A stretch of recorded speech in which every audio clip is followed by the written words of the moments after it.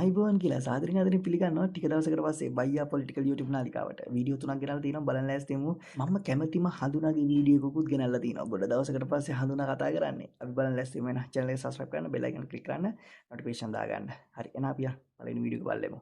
අද රටේ නීති දෙකක් තියෙනවද? ඕගොල්ලෝ කියන්නේ මේ වේදිකාවේ ඉන්න කවුරු හරි ඇවිල්ලා මේ මඩකලපේ කාට හරි තමන්ගේ නීතිය ක්‍රියාත්මක කරන්න කියනවද? බලපෑම් කරනවද?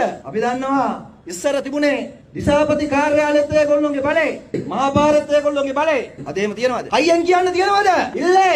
ඉල්ලයි. බලන්නකෝ ඉතින් හඳුනා කියන දේවල්. හඳුනම අහලා නෑ නේද කියලා ඊළඟට ඉල්ලේ කියලා ඌම කියනවා. කවුරු හරි කියන්නේ නැති නෑ තියනවා කියලා. ඒක නිසා තමයි මූ ඉල්ලේ කියලා මූම කියන්නේ. අනිය හඳුනා කොහේ ගියත් කොහේ හරි නා ගන්නව නිදින්නේ.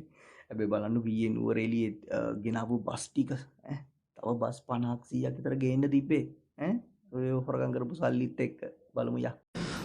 ලක්ෂ ගානක ජනතාවක් කොළඹට එකතු කරන් ගියොතින් කොළඹට බස් වලින් එන්න ගත්තොත් ඒකට වැය වෙන ඉන්ධන සහ මුදල් ප්‍රමාණය විශාල නිසා ඉන්ධන අර පිරිමැස්මක් පාදක කරගනිමින් අපි මැයි දිනය ටිකක් විමර්ශනගත කරලා කරගන්න ඕන කියලා. කොළඹට ගේන්න බස් එහෙම ඕනේ නැහැ තෙල් වියදම් වෙනවා කියලා අම්මට සිරි මාර බස් ගොඩක් ඇදලා දිනා මුළු ලංකාව වටේමනේ. යන් අපි ළඟ තාවම අන්තිමේ ගොඩ නැගලා තියෙන්නේ කුමක්ද? ජනතාවගේ ආණ්ඩුව. මේ ආණ්ඩුව රකින්නේ කවුද? මේ රටේ ජනතාව. ඔබ ලෑස්ති නැද්ද? ඔබ මොකද්ද කියන්නේ? ඕනේ නැද්ද මේ ආණ්ඩුව?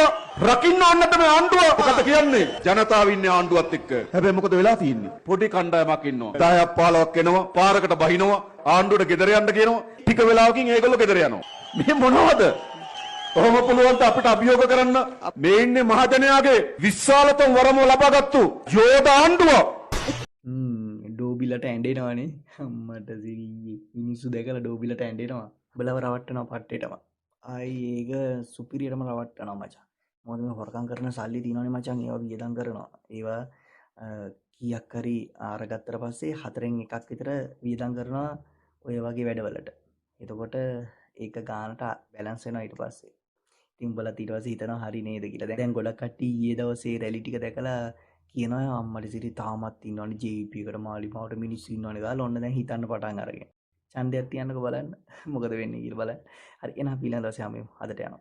අයිබෝවන්.